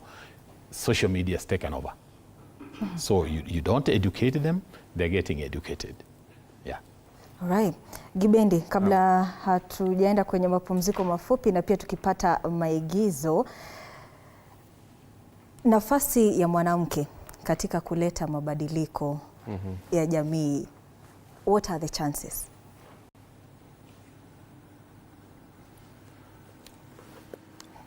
When we come back to the play, ambayo mwandishi amesema anatumia family as a, to represent any setting in the society. It can be a government, it can be the woman. The woman has a responsibility because kwa mfano hapa, unless now if she's being told enda jikoni, I feel like the woman has a responsibility. Na hapa mwandishi sijui kwa nini amemweka Tai kama a very neutral character. Tujamuona Tai akizungumzia actively what is happening, na hata wakati watoto wake wataenda kumwambia mama to support, mama atasema mimi baba yenu akikuja hapa mambo itaharibika. Sasa sijui kama hizo ndo changamoto ambazo nitasema vijana wanakumbana nazo wakati wanaenda pale kujaribu kuzungumzia wazazi wao, kuambia wazazi hapo mahali mko kwa sasa, hiyo ni kitambo. Siku hizi mambo inaenda mkondo huu. Sijui kama wanapokea hizo changamoto, labda vijana wanaweza tuambia pale kwa comment section. Lakini pia wakati tunamuona Oru anakuja amekasirika, amekuja amepokea habari watoto wake wamewatuma wafanyikazi waondoke, sio? anakuja anakasirika sana, lakini anasema kitu, anasema this has never happened before. Even the ancestors, it has never happened before. Labda vijana wakati tunaenda kuambia wazazi wetu mambo ambayo ni ya kisasa, wanasema hapana, hata kitu mnajaribu kufanya hiyo kitu jawahi fanyika, wacheni mchezo. Nyinyi kaa pande yako, soma, wacha mambo mingi, ulienda shuleni kufanya nini? Labda hawa vijana wanafunzi wanaweza tueleza kama wanapokea changamoto kama hizo. Professor. Maybe one thing, unaona ndio sababu nimemwacha Tai awe mwakilishi wa wazee. Okay. Mama kabisa, mama wa nyumba nini. Lakini unaona nimeintroduce Kola. Being recruited. This is the young generation. It's coming. Wanapiga hodi. Yeah. Yeah. Naam. Asante sana. Labda tu kwa sekunde 30 kabla tujachukua mapumziko mafupi, labda tu ueleze kwa undani kabisa. Na sijui kama tuna swali kutoka kwa wanafunzi? Mna swali? Bado? Lakini lazima muulize mwandishi swali. Sawa, hiki ni kitabu chenu cha ada katika gredi ya 9. Na watazamaji, hili ndilo darasa la kwanza kabisa la gredi ya 9 mwaka huu chini ya umilisi wa elimu wa CBC. Imagine you're the first ones. It has never happened in Kenya, nor in the world. You're the first grade 9 students. You're grade 9, right? Naam, alivyokuwa akisema Gibendi ya kwamba umemweka Tai hana sauti. Yuko nayo sauti lakini hataki kuegemea upande wowote. Sijui kama wewe kama mwandishi, it is a character maybe you would advocate for all women, ama ungekuwa na uwezo pia ungempatia Tai uwezo wa labda kukemea maovu ambayo yanatendeka shambani? Kama ningekuwa na uwezo ningewaambia akina mama, jiungeni na vijana. Lakini kuna caution hapo. Why do I say so? Alright. Mama, ukiangalia typical lady in the family, zile ndoto zake ni kuhakikisha family iko pamoja. Hawezi kemea watoto, hawezi enda kinyume na bwana yake. Sasa hako hapo katikati tu. And that's what most old ladies are faced with. Mradi tu familia nzuri sana. Kufikia hapo mtazamaji, zikiwa zimekatika dakika 30 baada ya saa 6 za dhuhuri kutimia, tunachukua mapumziko mafupi. Endelea kusema nasi kupitia mitandao yetu ya kijamii. Maoni yako ni yepi kuhusiana na tamthilia hii ya Profesa Robinson Ocharo, The Last Laugh? Aidha mtazamaji, kwa kuongeza, hiki ni kitabu cha ada kwa wanafunzi wa gredi ya 9. Tunayapokea maigizo moja kwa moja kutoka Artspace Production. Basi endelea kusema nasi. Usiondoke hapo ulipo, tutakuwa tukirejea baada ya muda usiokuwa mrefu.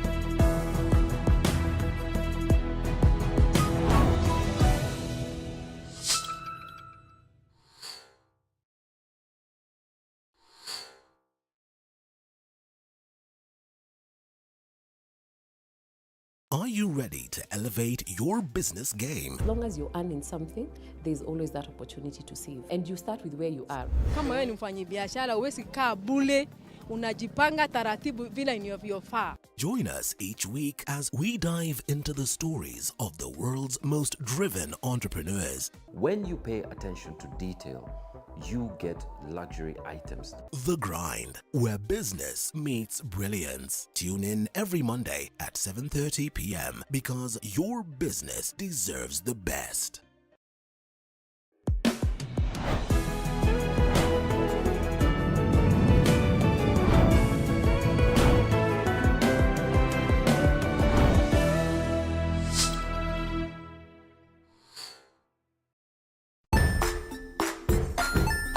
Hey there friends, welcome to Kids on the Block, where fun and imagination come alive.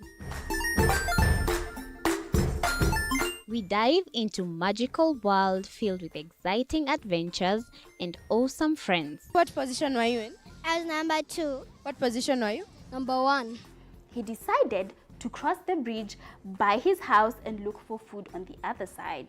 We're going to do half cup of chocolate chips, and the other one, we're going to do half cup of the blueberries. So, grab your imagination hats and get ready to explore with us.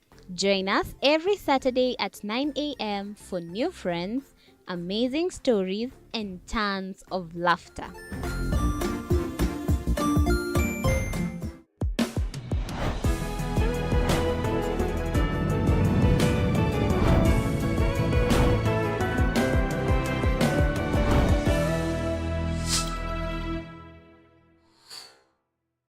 Join us as we explore the journeys of those who defy the odds and break barriers. We dive deep into the stories of triumph. Sometimes when parenting a child with a special need or whatever disability, family life becomes a bit complicated and you may end up raising the child on your own. Here, we inspire. I have a farm which one we showcase with other dyslexic youths and autism, how to farm. Motivate. It's never easy, but what we do, the best thing is to work with another parent who has an elder child than yours. And break through the barriers one story at a time.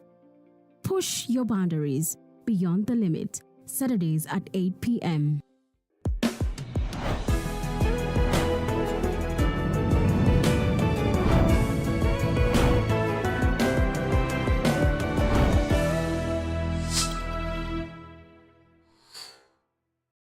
Jiunge nasi tunapoangazia safari za viongozi bora.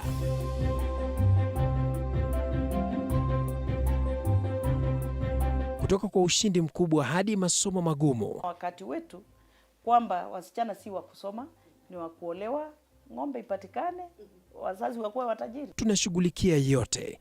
I wish I were a better investor. My parents taught me how to look for things for myself. Tazama Mfahamu Kiongozi, ambapo kila kipindi kimejaa maarifa, mikakati na hadithi za kukuza azma yako. For me to succeed, I have to fight. Kila Alhamisi saa 1:30.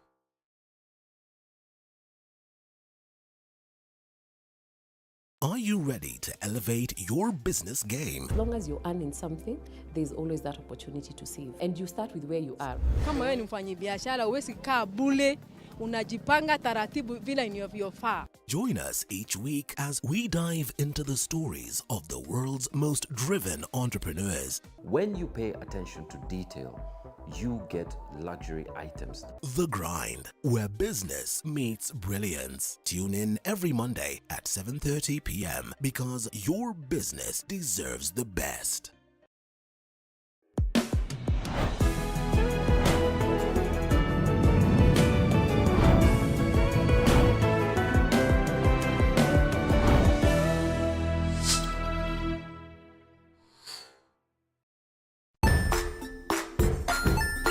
Hey there, friends. Welcome to Kids on the Block, where fun and imagination come alive.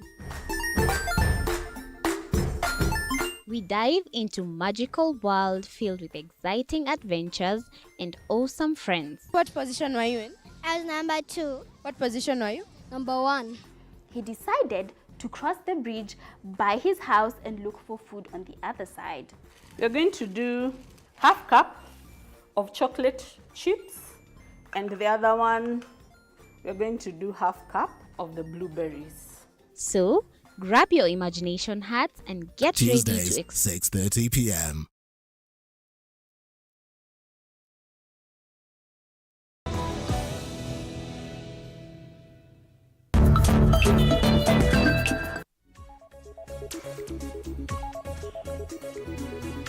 Karibu tena mtazamaji, bila shaka kipindi ni Mistari ya Wasanii. Leo hii tukiangazia jicho la mwandishi Profesa Robinson Ocharo na maigizo kutoka Artspace Production. Wanaigiza tamthilia yake ya The Last Laugh. Kabla sijawauliza maswali zaidi Profesa Ocharo na pia Gibendi Moslin ambaye ni mwelekezi, tupate maigizo zaidi kutoka kwa tamthilia hii ya The Last Laugh.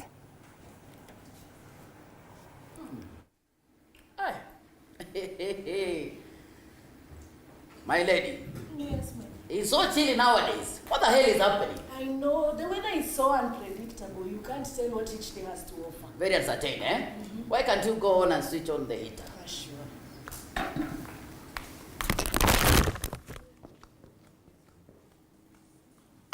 Hey, my daughter. What is wrong with you and your brother? We have no problem, Father. Eh? It's about the workers. And so you have decided to side with them? No, Father. It's about their plight, their lives. I'm totally ashamed for you. And your mother, they are twice as ashamed. What a child like you do know about human life? My daughter and the runners. I wish you were there during the colonial era. The colonialists would impress us to scale. I can remember they would prefer to ride with their dogs and cats in the front chair while your mother and I share the back chair. Sometimes even to the trailers of tractors. Sometimes we were even locked into the boots of their cars, trying to escape what they were trying to say as an African smell. My daughter, the colonialists will sit outside their big hotel, sipping expensive liquor, smoking expensive cigar, sipping liquor. And then when an African just passed close by, you know what the history means. And then we're here talking of oppression. Yes, the colonists oppressed. But Father, oppression can be a contagious disease. What has befallen our children? Hey! I can't believe, and I've been taking this lightly, I can't believe that these are my children. Let me come. I'll teach you a lesson. Nonsense. I'll teach you a lesson. Kola, sit down. Sit down. You see, maybe now you can tell me what all this is about. Kola, why are you mixing yourself up? What don't we do for you as your parents? How are you, Mother? Mother, surely. No two sincere lips can pronounce that all is well with the workers. The joy that fills our hearts comes from the sweat of these poor workers. How good will it be to share the same joy with them? Isn't it good to listen and to hear their cries? Yes, Should we act like the Jewish priest who saw but never helped his brother by the roadside? Exactly. The restoration of many souls at the verge of death is our only cry. But my daughter, what has that got to do with your father? Everything. Everything. Well, you see, Mother, Father has to understand that the grievances of these workers are very genuine. Huh? You cannot hide an injured limb. An injured limb cannot be hidden. Eh? My son. Cannot. What has that got to do with your father regardless? He has the key of unlocking the gates of despair that these workers find themselves in. Kola, there are workers all over the countries. The whole world has workers and bosses. Workers and bosses. But Mother, do they have food? Do they have shelter? Now, do they have clothing? Education? Leisure? Social security? My children! Hey, Mother, please, open your eyes, you see? Open your eyes. First of all, you have to understand that every one of us requires help. Everyone. We need those workers. We really need them. You see, even Jesus Christ himself had 12 disciples. Eh? We need these people. They are human like us, Mother. They are humans. Yes, Mother, they are humans. But you have to understand one Understand thing. what? My dear son, Mother. This is your father, and he has thought this through. Okay, Mother, put yourself in this worker's shoes. Try to do that. They wake up every morning toil day in, day out, mother. And at the end of the day, they go and surrender their produce to their so-called master. Yeah? They deny themselves everything. Leisure, they can't own cars, they don't have even pennies in their pockets, and yet they are still required to work twice as hard for their so-called master. Now tell me, wouldn't that shoe pinch? My dear Wouldn't son, it? listen to what I am telling you. I want you to now sit down and explain to me, like son talking to his No, mother. mother, this thing is very simple. It is very Then simple. tell me, what are these conditions you are not pleased Okay, now, with? okay, let us try to reason like this. Let me Please sit down. sit. Let me try to reason like this. Mother, you know very well that our family depends entirely on what the farm produces, right? That is right. And you know for a fact, if our farm stop producing, fertilizer factories will run out, will be bankrupt, and they will go out of business, right? That is right. And you know very well for a fact that these workers, they work and toil tirelessly to provide the produce, right? That is right, my son. And then, mother, it passes me by unaware that you don't know that there is unreasonable distribution of produce. But don't you know that there are some losses or financial occurrences that can occur? That is why that your father needs something extra, since he's the boss. Mother, let us not take oppression to be some sort of mystical force that chooses its victim. Yes. Among the individuals, let us say the laborers' shares to be increased in case of any emergencies that are bound to occur, yes. of which it will occur anyway. Or let's say an extra share to be set aside in case of other implements are faced with emergency situations. Exactly. Or you just want to say like father, just because we have given them shelter, those old hearts and Watch your mouth. Mother, those are nothing other than necessities. Tell me, who doesn't need shelter and clothing? Yes, who does Who not? is this person who has a huge stone in his stomach to prevent him from hunger? And furthermore, I know that you people do not care about what happens to our brothers and sisters out there in the field. Brothers and sisters? Yes. Really? Yes. Yes. Wait, aren't we brothers and sisters of this human race? Aren't we? Aren't we? Of course we are. Eh? Mother, now look at all this farm. Look at all this vast land. And that corner. At the corner you can see that old rusty container that is just labeled a health facility. Eh? Mother, it does not work. There are no medicines to treat them if they get sick. There is no doctor, or rather, there is no certified doctor who can tend to these people if they get sick. Eh? Mother, this is their last cry, their last resort, mother. Hey, my son, I love you dearly. But on this matter, I am afraid I will have to stay neutral. I will have to keep my opinions to myself. Mother, we need to take care of these people. Eh? They need us, they require us. Eh? We need to help them to find education. Please go and talk to father about it. Here is what must happen. You talk like that, but do not mention me when your father gets here. I warn you. It is time both of you learn to shut your mouths. I mean, why don't you follow Ami's path? Ami? Yes, and save your poor souls from your father's wrath. Now I leave you to decide. But mother, try to talk to... Try to talk to him. Should you call Tai back? Ndio Tai, Kola na Oka tuko katika dakika zetu za lala salama. Leo nayo umenipatia kibarua kigumu, Kiingereza na Kiswahili, lakini asante sana Profesa kwa kuja. Tunaingia katika dakika zetu za lala salama. Naomba nielekeze hili swali kwako, nafasi ya vijana pia katika kubadilisha jamii.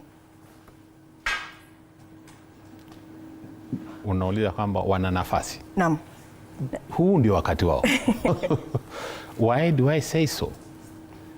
The world does not belong to the past. It's the present and the future. They are the present and they are the future. So ndio nikasema the way of socializing them, vile tunawaelekeza, lazima tuangazie ulimwengu wa sasa na wa kesho. Sio mahali tumetoka. Kwa maana hakuna mtu amebaki nyuma, hakuna nchi imebaki nyuma na ngojea, hey, tungojee Kenya kwanza ndio tuendelee. Kama zingine zimeendelea, especially what you had here, definition of welfare. It's not limited. Sio chakula, sio makazi, sio nguo.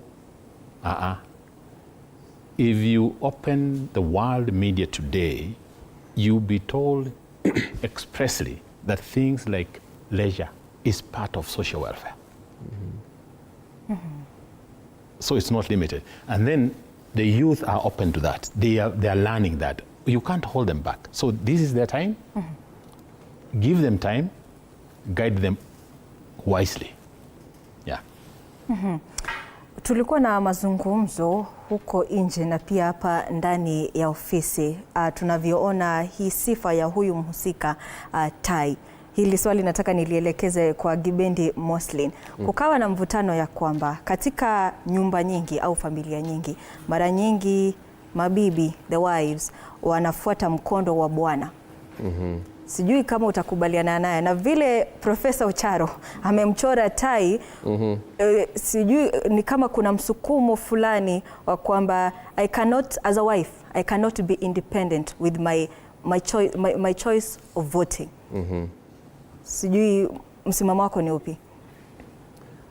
Kulingana na profesa, na vile profesa amemweka Tai, na vile profesa ametuonyesha nyumba ya Orwa. Tai ni mwanamke ambaye, ama kulingana na ile effect ya the man of the house, mimi sitamlaumu Tai. Kwa sababu nikisoma pia The Last Laugh, kuna mahali Ami alikuwa anaomba gari, akaambiwa Tai akakataa, akasema don't use my vehicle. Orwa akasema no, everything here is Orwa's property, take any car that you want. You get?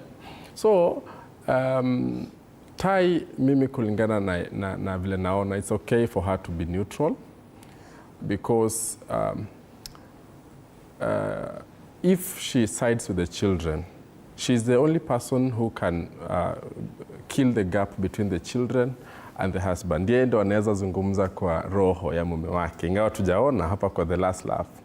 But Tai, like other mothers, like other women, Tai has chosen to be that woman who says, mimi vile baba yenu wamesema, wacha ikuwe hivyo. Yes. Alright. Tumesalia tu na dakika moja na tumeongezwa, kwa hivyo kwa dakika moja waigizaji kutoka Artspace Production, you give us your last shot kwa dakika moja. Najua nyinyi ni wabunifu tu kama mwandishi Profesa Robinson Ocharo. Kwa dakika moja nami nifunge kwa hiyo dakika moja nyingine ambayo itakuwa imesalia.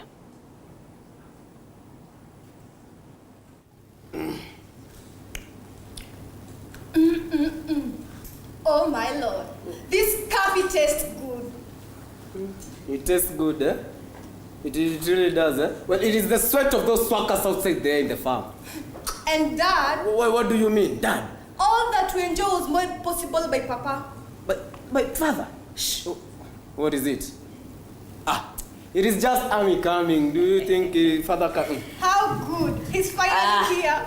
Hello, Oka. Now you're finally home. Brother. You're finally home. Hello, Kola. My baby sister. Welcome. This is so comfortable. The glorified. Where's the old man and is ready? Have you checked the living or the study room? Nyata! Nyata! What's this? Nyata! What's this Nyata? Nyata! Yes, sir. Did you just call? Yes. Go to the backyard.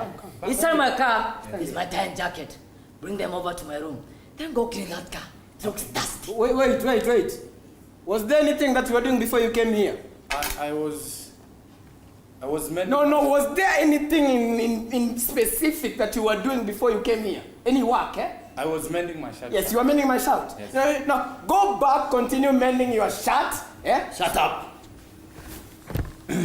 Everyone stand up. Father. This is my home. Stand up. Father. And not unless I am led to my final resting place, no one has power over anything that is in it. But we're your children, Father. Ah. Oh, no. Nido. Oh, no. Nido. Apo for the last laugh. Wakati. Apo for the last laugh. Wakati. Oh, no. Nido. Ona. Nido. Hapo kwa The Last Laugh. Wakati. Na Professor Robinson Ocharo. Wakati. Naam, na ndio utakuwa mwisho wa maigizo yetu ya tamthilia hii ya The Last Laugh. Muda umetupa kisogo. Kweli ni radhi, sitaweza kupatia wanafunzi nafasi ya kuuliza swali, lakini tutakuwa na maigizo ya pili ya tamthilia hii ya The Last Laugh. Tumekuwa nao wanafunzi wa grade ya 9 kutoka shule gani? Ambaye Sunrise of Africa School. Asanteni sana kwa kutenga muda na kuja kwa nami.